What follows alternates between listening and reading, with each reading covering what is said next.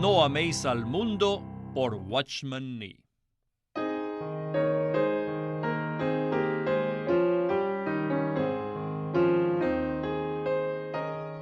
Capítulo 10.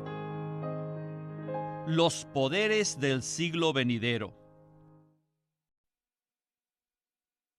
¿Qué quiere dar a entender el escritor de Hebreos cuando dice que los cristianos gustaron de los poderes del siglo venidero en Hebreos 6:5?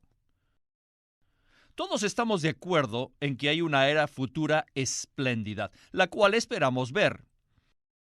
Cuando esta era llegue, el reino que ahora ha llegado a nosotros y que se expresa en los poderosos hechos del Espíritu de Dios será visible e invencible universalmente.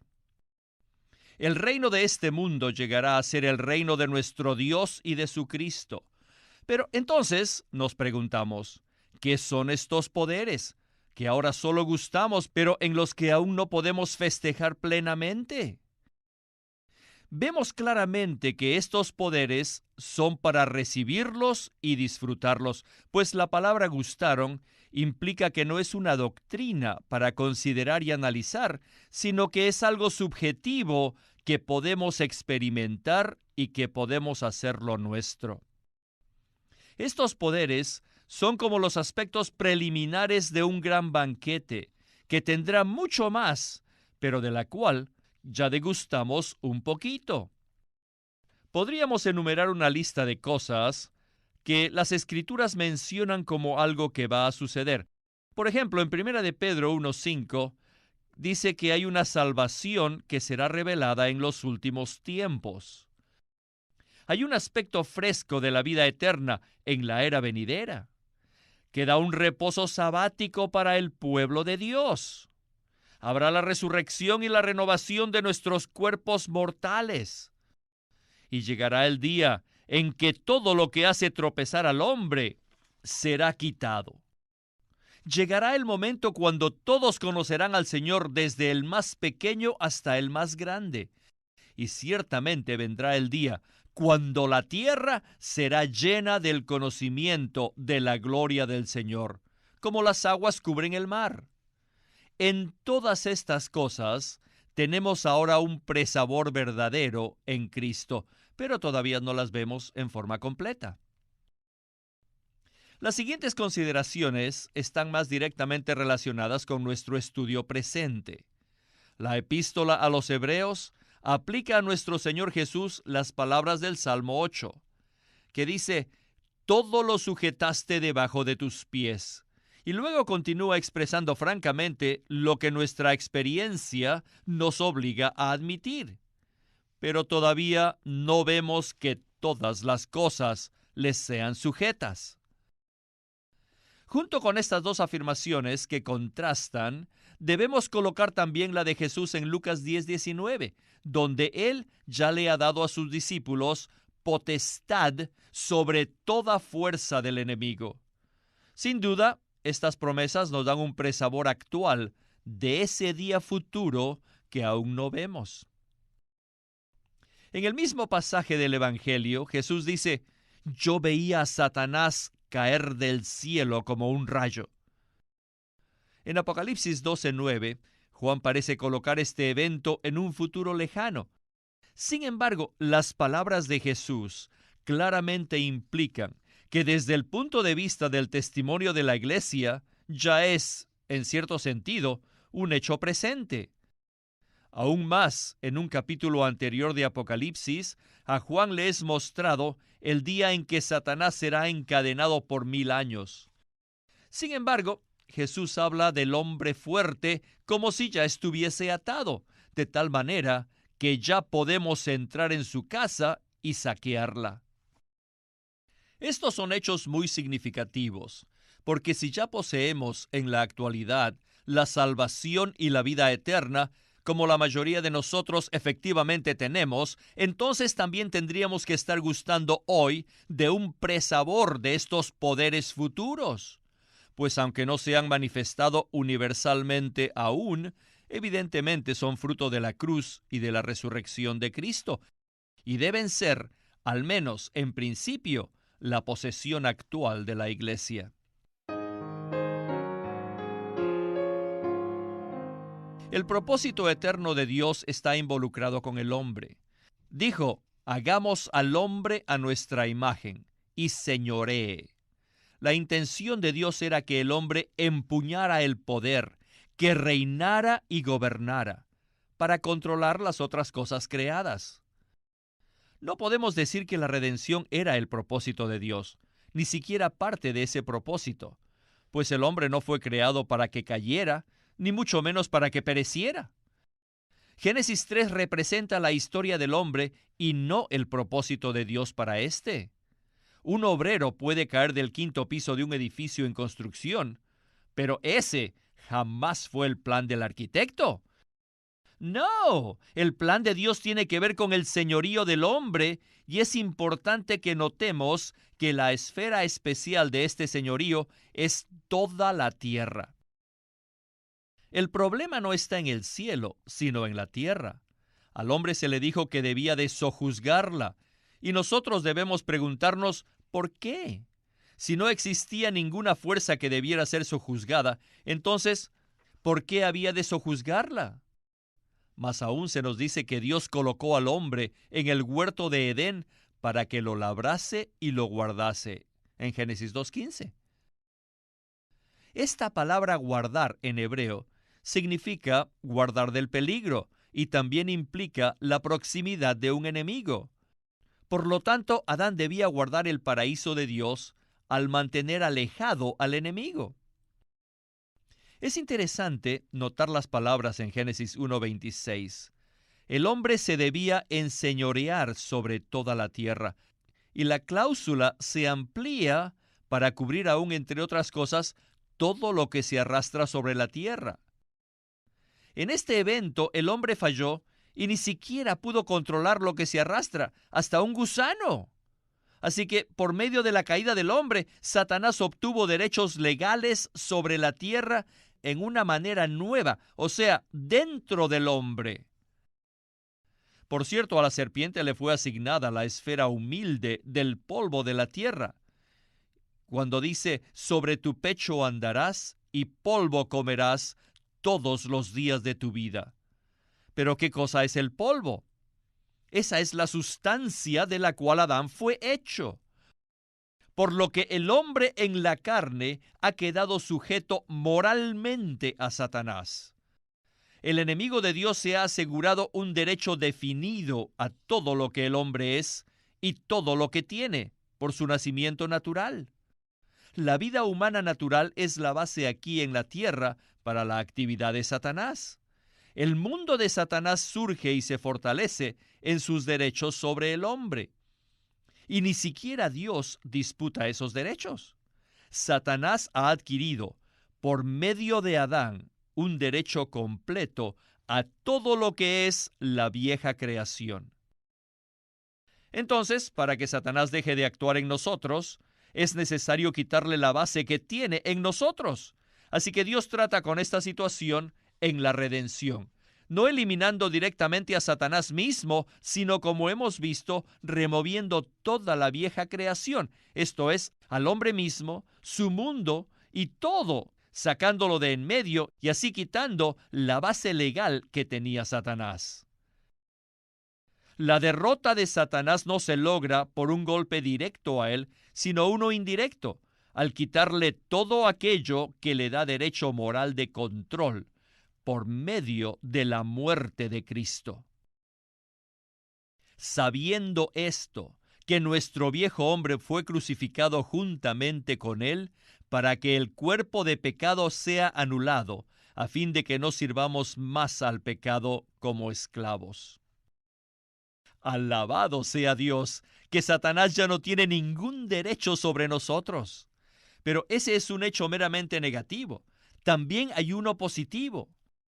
Al quitar la vieja creación, Dios no solo ha quitado todo aquello que estorbaba su propósito eterno, sino que también ha asegurado todo lo que es necesario para cumplir ese propósito, al introducir una nueva creación, su nuevo hombre.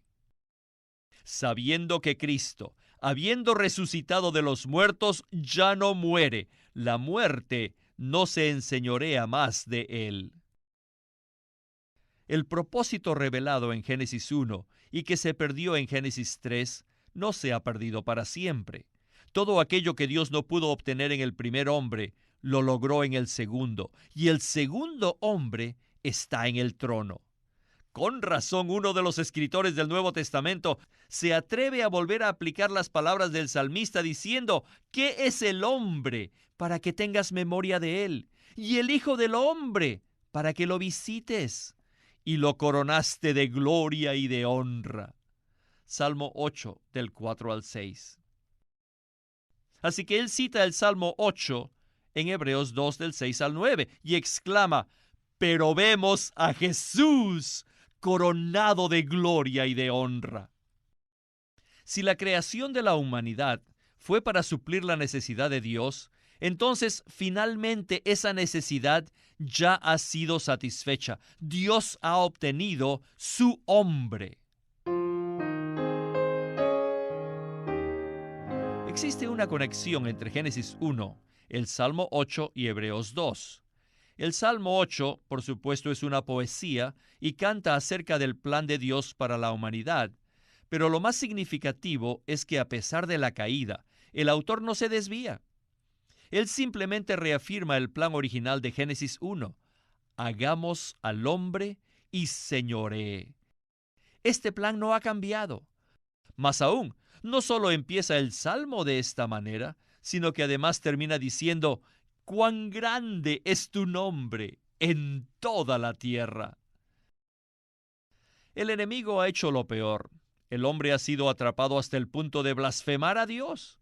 Si usted o yo hubiéramos compuesto este salmo, ciertamente lo hubiéramos terminado con una exclamación de angustia, diciendo: ¡ay, pero el hombre ha caído! ¡Todo está perdido! Sin embargo, el salmista no hizo esto. Es como si se hubiera olvidado completamente de la caída. Ni siquiera hace alusión a ella.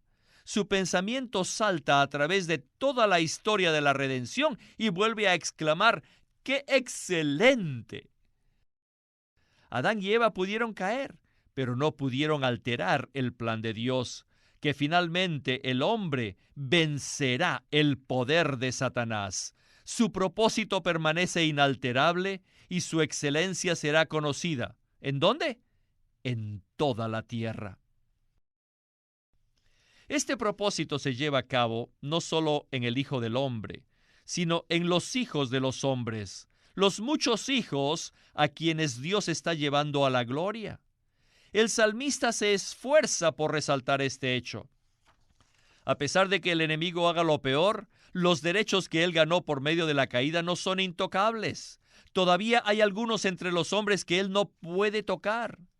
De la boca de los niños y de los que maman, fundaste la fortaleza a causa de tus enemigos, para hacer callar al enemigo y al vengativo. Dios no depende de grandes líderes militares. Los niños y los que maman son suficientes para aplastar las huestes de sus enemigos. Como ya vimos, Hebreos 2 se inspira en este salmo. Sin embargo, va más allá, ya que mientras reafirma el propósito de Dios en la creación y la meta a la cual apunta, hace algo más, y es que mira hacia atrás en forma realista, al curso de la oscura historia de la caída del hombre, y que el propósito de Dios en la redención y el recobro se dirigen exactamente al mismo fin. El plan no ha cambiado, y a pesar que hay nuevas circunstancias que han surgido por la redención, Dios no ha abandonado su meta. Aún más, desde el punto de vista del escritor, que está detrás del triunfo de la cruz, él puede reafirmar con confianza la afirmación de fe del salmista. Por tanto, lejos de estar todo perdido, podemos afirmar que en Cristo la meta está asegurada. Oh, y sí, por supuesto, todavía es el mismo plan. Todo lo sujetaste bajo sus pies, o sea, que nada quedó sin ser sujeto. Aunque las apariencias tienden a negar esto, puesto que aún no vemos que todas las cosas le sean sujetas a Él. Sin embargo, aunque esto sea verdad, el escritor descarta esta posibilidad y continúa triunfalmente diciendo: pero vemos a Jesús, coronado de gloria y de honra, quien fue hecho un poco inferior a los ángeles para padecer la muerte, a fin de que por la gracia de Dios gustase la muerte por todas las cosas. Y luego, en tono casi desafiante, en 2:14 agrega: para destruir al diablo. Nuestro Señor Jesús cumplió lo que el hombre debía haber hecho para Dios y falló. Él gustó la muerte por todo. Esta es la implicación según la palabra griega original. En otras palabras, Él murió en la cruz no solo para redimir al hombre, sino que murió por toda la creación. Y retrocediendo un poco, murió para recobrar el propósito del Padre de acabar completamente con el orden satánico del mundo. Así pues, la Iglesia en la actualidad tiene una responsabilidad definida delante de Dios, y es la de dejar constancia de la victoria de Cristo en el territorio del diablo. Si ha de haber un testimonio a los principados y potestades, si el impacto de la soberanía de Cristo por medio de su cruz ha de registrarse en el ámbito espiritual, solo podrá efectuarse en la medida en que el contendiente en la carrera se pueda enfrentar y con la misma cruz quitar y repudiar la base judicial que Satanás tiene en nuestros corazones. Pues el objetivo de Dios todavía es que el hombre se enseñoree. Nuestra obra para Él no cesa simplemente con proclamar un evangelio que fue diseñado simplemente para deshacer los efectos de Génesis 3, aunque en sí es una obra maravillosa. Dios desea también llevarnos de regreso a Génesis 1. Él desea que nosotros recuperemos en Cristo el señorío moral sobre su enemigo, el que se veía al principio, y por lo tanto, así restaurar la tierra de manera efectiva para Él. Ciertamente por esto Pablo dice: porque la creación observa ansiosamente, aguardando con anhelo la manifestación de los hijos de Dios.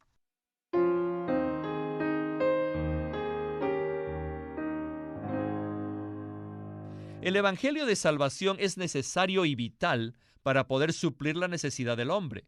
Pero si como hijos de Dios solo estamos trabajando para otros, estamos perdiendo la primera meta de Dios en la creación, la cual es suplir no solo la necesidad del hombre, sino su propia necesidad.